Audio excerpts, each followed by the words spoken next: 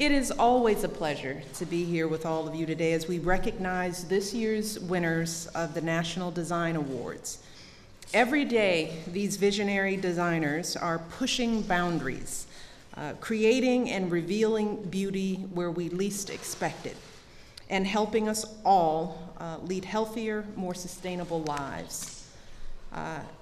Tim Prestero and his colleagues at Design That Matters helped create revolutionary products for developing countries, including a neonatal incubator made of spare car parts and a projector for nighttime adult literacy classes in Africa. Another one of our honorees, Janine Binyas, has been a leading light in the field of biomimicry, helping us draw inspiration from nature to design new sustainable technologies. And as she puts it, we are part of a brilliant planet. We are surrounded by genius.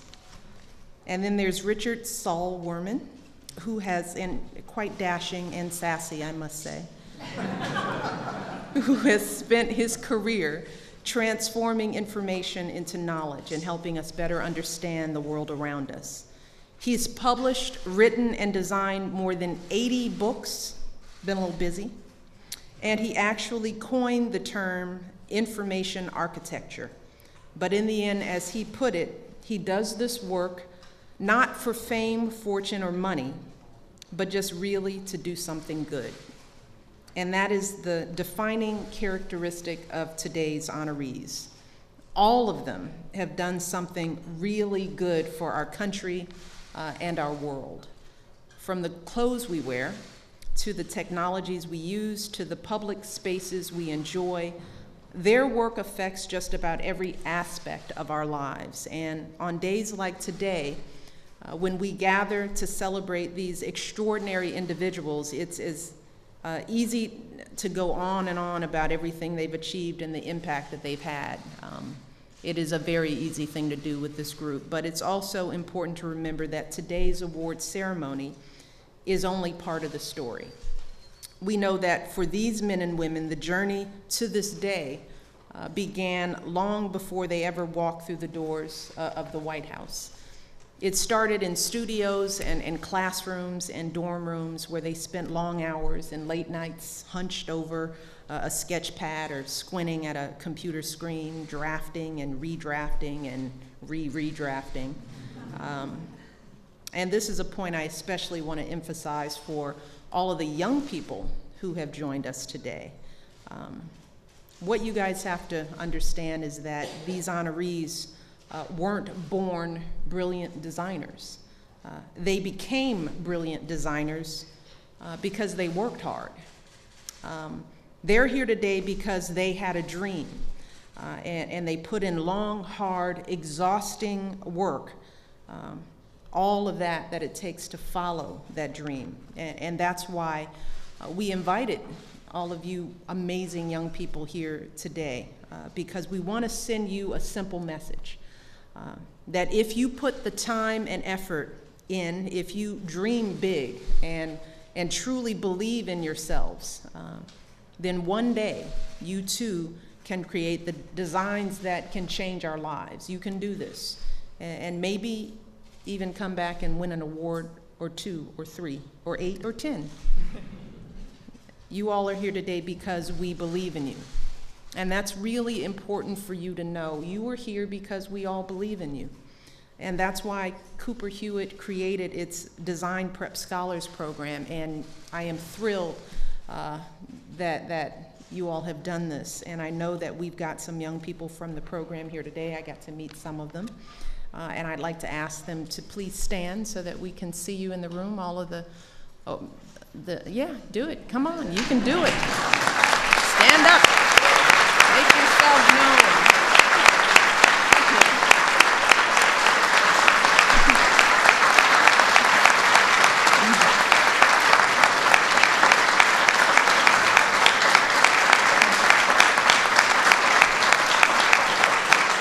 Now, the first thing you have to learn is you can't be shy about getting some attention. Cooper-Hewitt created this program because they know how much promise all of you have. And they want you to have every opportunity to fulfill that promise. And that's the same reason why we've worked so hard to open the doors of this White House to as many young people as possible, whether it's hosting workshops on everything from jazz to poetry to modern dance. We want to expose talented young people, just like all of you, to the rich culture, to the rich cultural life of this country. And we want you to feel and believe that you belong here. You know, that is really important, that you belong in those chairs, that you get comfortable around these tables. Like you have a place in our museums, that you have a place in our concert halls, in the halls of power, not just here in DC, but anywhere you go.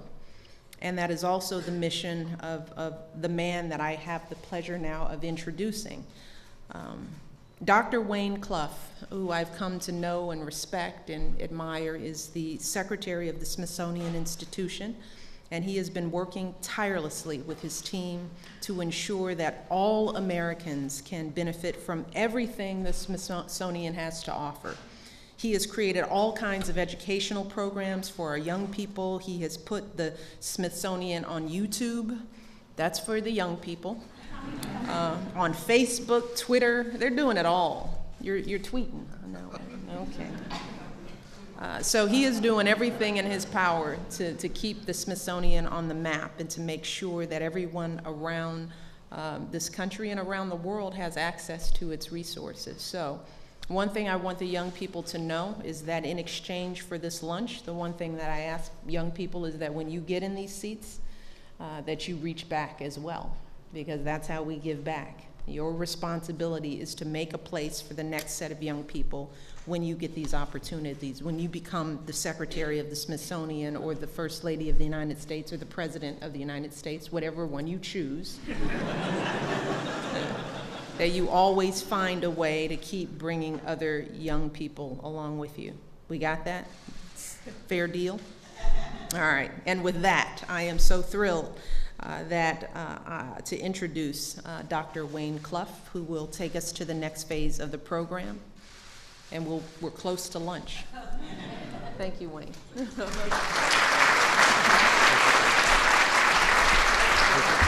Thank you. Thank you. And to all those young people who are thinking about my job, just wait till I retire before you start competing. I want to thank Mrs. Obama for everything she does for the Smithsonian. She and the President are tremendous supporters of the Smithsonian, and we are very grateful for that. And she continues to serve as the honorary patron for this wonderful event. She is an influential advocate, as you know, for design innovation, as you just heard, and as she has expressed herself in all of her actions, and in support of the National Design Awards. Of course, as the First Lady said, we see design around us every day in everything small and large, from the paperclip to the shuttle Discovery. The awards demonstrate and celebrate how design affects the quality of our life, our community, our education, our economy, and yes, our environment. And this year marks the 13th anniversary of the awards program, which will be formally celebrated on October the 17th at the gala ceremony in New York City. In conjunction with the awards, Cooper-Hewitt invites the public to participate in the online People's Design Award, now in its 7th year. The winner will be announced at the gala. In 2011, the winner was Design Matters, a free podcast about design and culture created and hosted by Debbie Millman, and Debbie is with us today. This morning, of course, Cooper-Hewitt held its 3rd DC-based Teen Design Fair. Our award winners, our jurors, and guest designers discuss careers in design, inspiring more than 300 teens to take on this as a career. This is an exciting and valuable program, and many thanks to so many who put it on, particularly Cooper-Hewitt. I applaud all of today's talented designers and congratulate them for winning the awards, for helping us educate the next generation of design leaders. I'd like to welcome all of our 15 teens who are here and say congratulations from the Smithsonian. You'll certainly have something to tweet and talk about after today. And wait till after lunch. We wouldn't be doing this without the continued support, of course, of Target, which has made today's Teen Design Fair and numerous elements of the National Design Week possible for the 7th year in a row. Let's give Target a hand.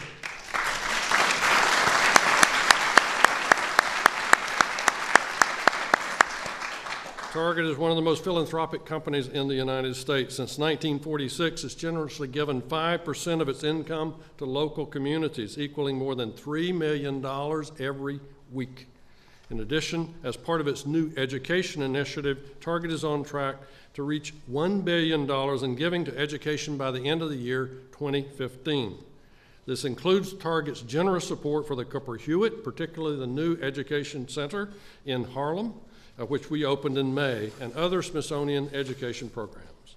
We also thank Nissan for getting us here, Behance for getting the awards online, and Fast Company for getting design out there.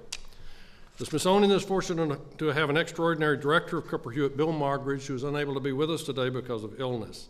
So, in his stead, Cooper-Hewitt's very creative associate director, Caroline Bauman, was here today. Caroline?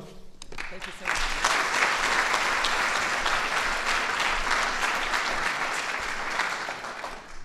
Thank you, Wayne, and thank you, Mrs. Obama, for challenging us to bring the experience of the National Design Award winners to a much broader public. Today is truly an extraordinary day. We are sharing in a momentous event recognizing and celebrating that design is everywhere and impacts all of us. I'd like to echo the Secretary's acknowledgement of Target. It is thanks to our longtime partner, Target, and their support that has made today's fantastic Teen Design Fair and numerous elements of National Design Week possible for the 7th year in a row, as well as our marvelous new Cooper-Hewitt Design Center in Harlem, which opened on May 12th. In our very first day at the Cooper-Hewitt Design Center, we welcomed over 1,000 people. Since then, hundreds of students, families, and educators have participated in our educational programs in just these past 2 months. We've also brought design into the New York City classrooms, already impacting 17,000 students in our very first year of this programming. Cooper-Hewitt's mission is to explore the impact of design on daily life and advance the public's understanding of design. We do this through our collections, exhibitions, and educational and online programs. The 15 students here today represent the thousands of young people our programs serve every year. I am absolutely thrilled to introduce to you today the talented individuals whose work brought us all into this room today. Design pioneers and thinkers such as Richard Saul Wurman, who has transformed the way we see information and exchange ideas. Janine Benyus, who encourages us to take a closer look at nature in order to explore its sustainable design solutions. Red Burns, a pioneering force in shaping the interactive media world as a designer and educator. We recognize Design That Matters, led by Timothy Prostero, an organization that uses design to bring positive change to developing communities worldwide. Architects Mac Scoggin and Meryl Elam, who have not only impacted the built environment, but are also known as being unerringly generous in their support of emerging architects. For making critical thinking and reflection in visual communication a thing of beauty and contemplation, graphic designer Rebecca Mendez. We applaud Tom Brown, whose fashions evoke the past with an updated sensibility. Evan Roth creates engaging interactions that push the boundaries on what we see and experience. Architect Clive Wilkinson for designing unique interiors that empower and invigorate organizations through creative environments. Chris Reed and Scott Bishop of Stoss for uniting infrastructure, functionality, and ecology to make our urban communities stronger. And we celebrate product designer Scott Wilson, who has carved out a new path for creatives and aspiring entrepreneurs around the world. These are our 2012 National Design Award winners. Please do stand so that we may recognize you for shaping the way we live, work, and interact with our environment and with each other.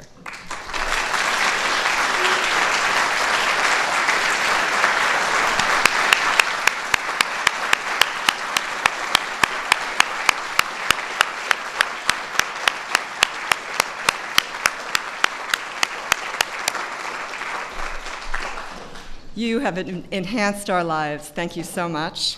And again, many, many thanks to First Lady Michelle Obama for your gracious embrace of the value of design in forwarding American innovation. Thank you.